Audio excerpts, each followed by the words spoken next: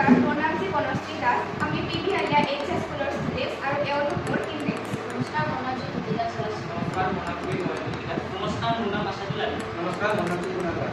আমি আজি ইয়াতে এটা ডিভাইচৰ বিষয়ে ক'বলৈ ওলাইছোঁ আৰু এই ডিভাইচটো আমাক বনাওঁতে সম্পূৰ্ণৰূপে সহায় কৰিছে আমাৰ অতিকৈ শ্ৰদ্ধাৰ দীপজ্যোতি ডেকা ছাৰে, লগতে আমাৰ এই বিদ্যালয়ৰ প্ৰধান শিক্ষক অভিলাষা নাৰ্জাৰী ছাৰ আৰু সীমান্ত দত্ত ছাৰেও আমাক ইয়াতে সহযোগ কৰিছিল।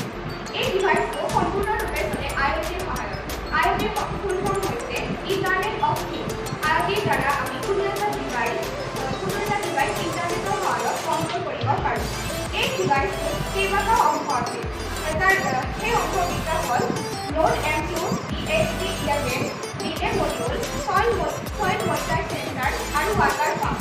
ইয়াতে নোড M2টো গোটেই ডিভাইচটোক নিয়ন্ত্ৰণ কৰি আছে। এক কথাত ক'বলৈ গ'লে এই নোড M2টো এই ডিভাইচটোৰ ব্ৰেইন। ESP11 হিউমিডিটি আৰু টেম্পাৰেচাৰ জোখে। ডিলে মডিউলটো এটা ডিজিটেল ছুইচ।